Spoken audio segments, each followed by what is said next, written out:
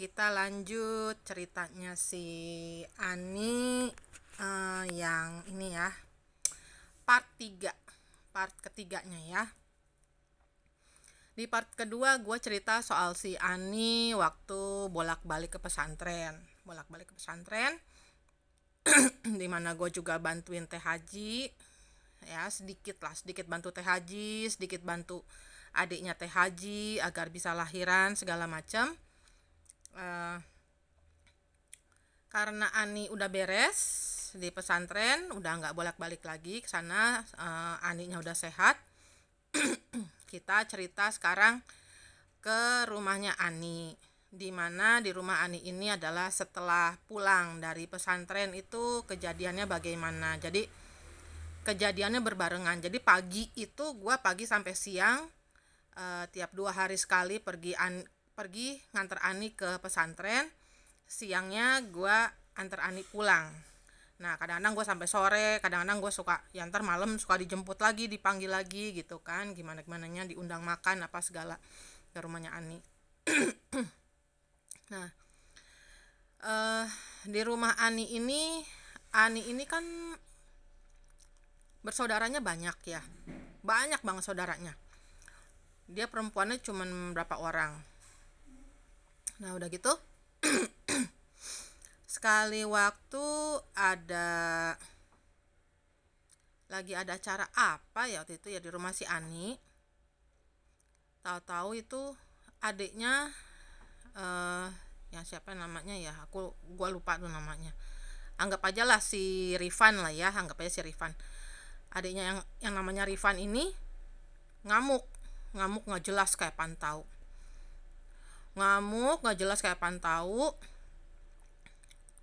Gue dipanggil dari, emang kebenaran gue lagi ada di situ di luar, dipanggil, Teh tolong liatin itu si Rifan itu katanya lagi ngamuk katanya di dalam. Oh itu pas gue datengin, gue samperin langsung. Kan kakaknya Ani yang paling gede dateng, abangnya paling gede tuh ya, anggap aja lamanya Diki lah, si Diki mau masuk nih. Kan gue udah adep-adepan nih ya, gue kan sama adiknya masih Rifan udah adep-adepan ya di pintu nih di dalam rumah. Nah si Diki tuh mau dari luar, dari teras mau masuk ke dalam rumah. Gue bilang, diem lo di situ, pakai bahasa Sunda ya, kasar kan gitu. Diem lo di situ, ini urusannya sama gue bilang gitu.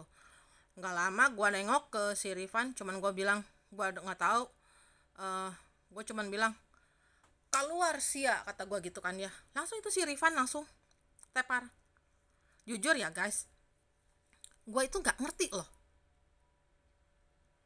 karena gue kan udah berkali-kali bilang ya kalau gue tuh nggak belajar ya, gue bisa sendiri.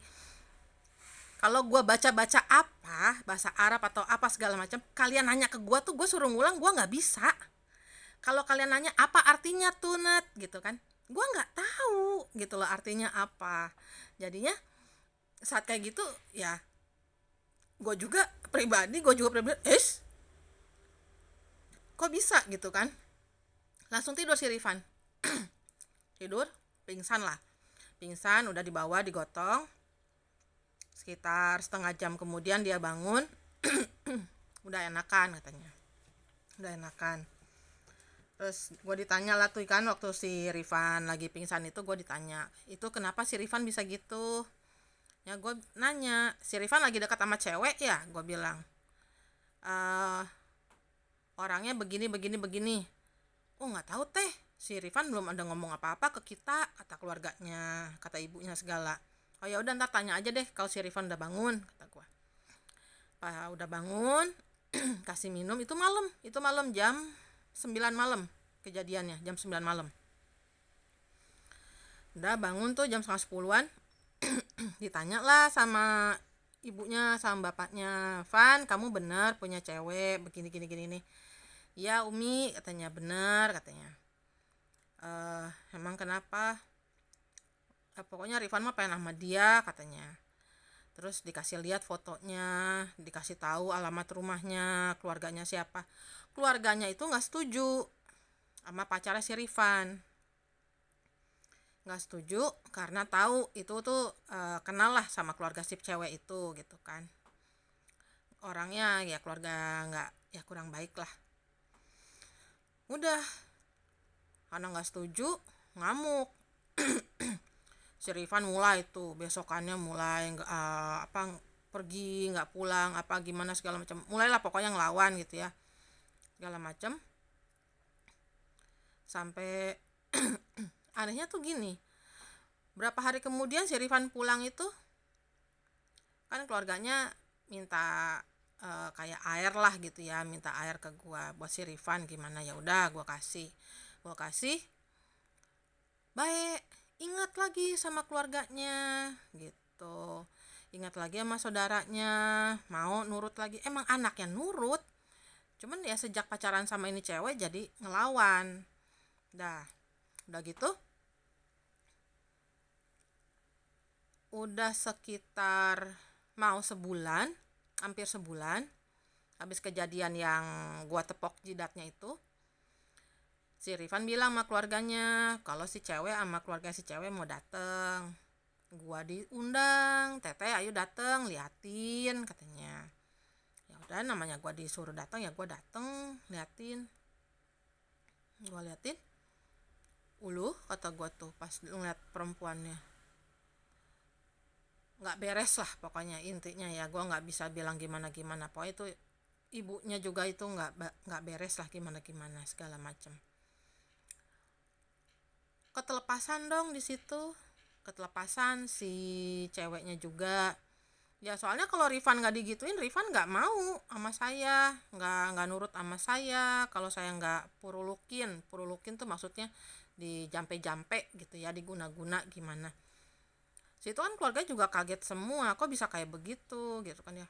Ya udah, saya nggak mau, pokoknya saya nggak mau anak saya sama kalian katanya gitu, sama kamu saya nggak mau katanya keluarganya si Rifan yang ibunya segala. Udah akhirnya itu yang namanya tunangan itu, si Rifan kan maksudnya mau tunangan kan, nggak jadi. Ribut, si Rifan pergi digeret sama si ceweknya, ditarik suruh ikut.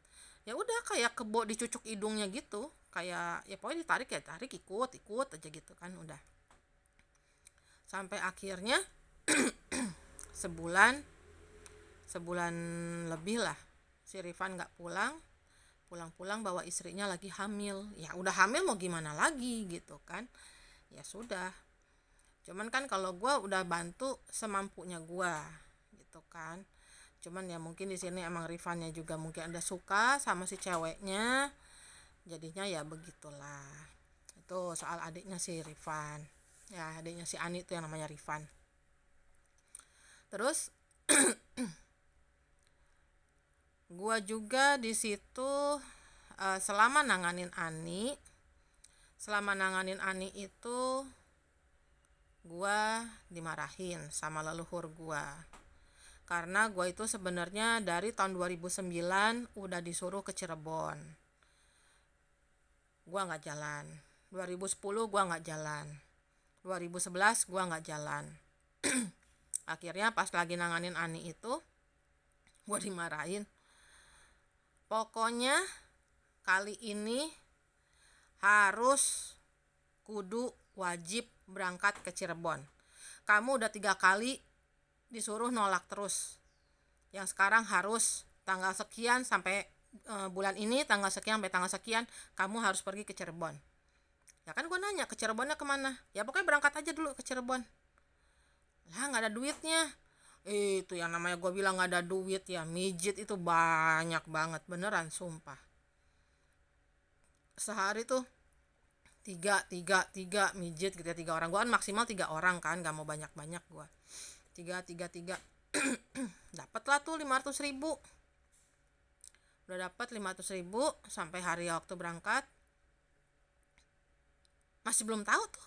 Sampai hari berangkatnya itu gue belum tahu mau kemana, cuman dibilangnya berangkat pagi jam 7 harus sudah di terminal, berangkat pokoknya ke Cirebon. Nah yang ikut itu abangnya si Ani, si Didi, sama adek bontotnya, adek bungsunya si Ani, namanya siapa yang kita panggil ya, si Dodi lah, si Dodi, Diki sama Dodi yang ikut sama gua. bertiga lah kita berangkat. Mereka nanya di jalan, teh mau kemana teh, ke Cirebonnya? Nggak tahu. Gue yang bayarin lah ongkos mereka, ya gue yang bayarin segala macam gitu. Karena ya sebenarnya gue nggak ngajak, tapi mereka bilang mau ikut teh. Ya gue bilang ya udah, bawa aja bekal buat kalian aja gitu kan, kalau mau makan atau apa, kalau ongkos sama gue bilang gitu. Udah, akhirnya berangkat ke sana, ke Cirebon. Udah lewat Indramayu, udah mau masuk Cirebon. Ini mau kemana? Gue nanya kan, sepanjang jalan tuh gue nanya. Udah pokoknya ntar tahu katanya. Udah nih, udah masuk Cirebon, udah ini lihat ke gunung-gunungnya segala. Ini mau di mana? Ini udah orang-orang pada siap-siap, ini pada mau turun di mana? Udah, kamu bilang sama keneknya katanya. Bilang sama keneknya kamu mau ke Sunan Gunung Jati. Bilang gitu katanya. Baru dikasih tahu. Padahal itu keneknya udah bilang Plumbon gitu kan ya. Makanya gue bilang ini orang-orang pada mau turun, gue turun di sini apa gimana? Gue bilang gitu kan. Terus gue bilang sama keneknya, Mas, saya mau ziarah ke Sunan Gunung Jati, kata gue. Turunnya di mana? Oh, nggak di sini Mbak, nanti di sana, di satu lagi katanya. Ntar dikasih tahu diturunin katanya. Oh iya tolong ya Mas ya, soalnya saya baru pertama ke sini, gue bilang. Oh iya Mbak, ntar dibantuin sama kita katanya. Udah, akhirnya nyampe Plumbon, orang-orang pada turun. Ya gue masih naik. Akhirnya gue diturunin itu keluar dari tol Plumbon. Keluar dari tol Plumbon itu gue dikasih tahu sama keneknya, Mbak turun di depan. Habis ini turun di depan. Nanti di depan itu, di pertigaan itu ada ada angkot. Mbak nanya aja di situ. Mbak bilang aja mau ke Sunan Gunung Jati gitu ya katanya. Udah, soalnya kita mau belok ke kanan, mau ke Kuningan. Ya udah, akhirnya turun di situ, kita naik angkot. Singkat cerita, akhirnya sampai ke Sunan Gunung Jati. Cuman sampai di jalan ini, Sunan Gunung Jati di mana, mesti ngapain kata gue gitu kan ya. Gue nggak ngerti, kata gue gitu kan ya. Gue nggak tahu di mananya. Cuma dibilangnya cuma suruh tanya bilang gitu kan. Udah turun sampai di gang makamnya Sunan Gunung Jati. Kita masuk. Ini orang dua nanya terus ke gua, teh ini mau gimana teh, mau kemana? Nggak tahu, ikutin aja lah kata gua gitu kan. Itu benar-benar pergi tanpa tahu tujuan berangkatnya, beneran. Akhirnya pas udah jarak sekitar 100 meter, gue lihat ada bapak-bapak lagi ngobrol berdua tuh. Bapak-bapak lagi ngobrol berdua. Tahu yang satu yang make belangkon itu ngeliat ke gue, nengok ke gue gini, ngobrol bentar terus nengok lagi ke gue gitu ya. Dia kaget, kayak ngeliat gue tuh kayak kaget. Terus dia nungguin gue, dia nggak jadi ngobrol, dia berhenti ngobrol sama temen yang ngeliatin gue. Terus akhirnya gue ngerasa, wah artinya si bapak tahu nih, tanyalah ke si bapak kata gue gitu. Udah, gue samperin si bapak itu, permisi pak kata gue gitu ya. Oh nje mbak kata dia gitu. Mbak, maaf, mbak dari Bogor ya?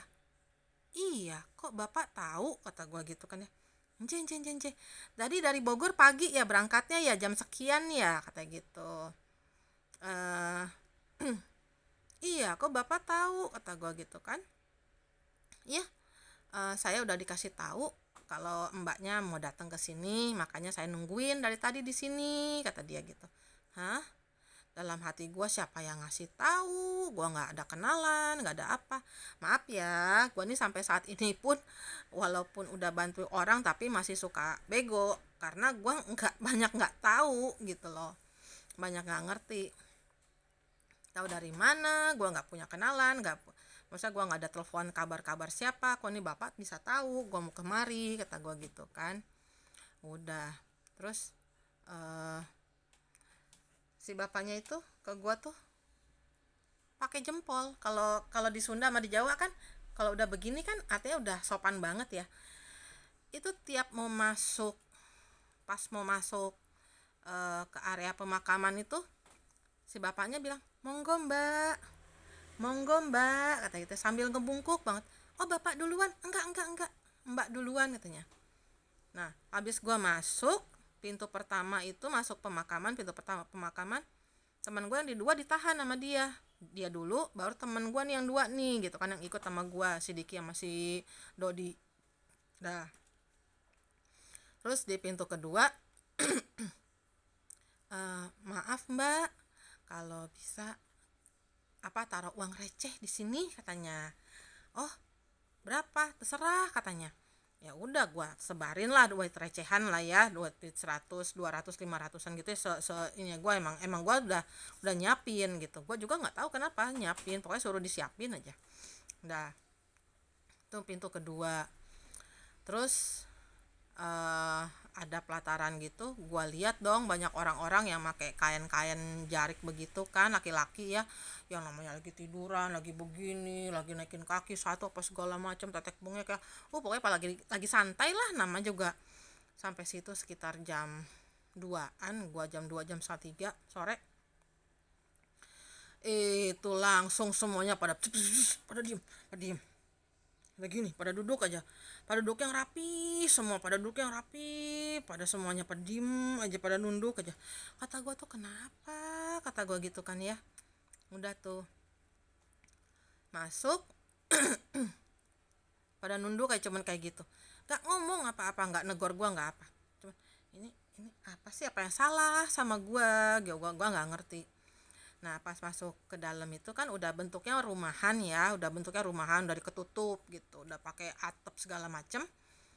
Nah di situ kata si bapak yang nganterin gua, mbak maaf ini kesini dulu katanya. Oh iya, terus ya ada laki-laki berdiri di depannya, itu ada buku, jadi harus gua isi bukunya itu harus tulis nama, dari mana, tujuannya apa, berapa orang, tanggal, jam, semua ditulis gitu kan.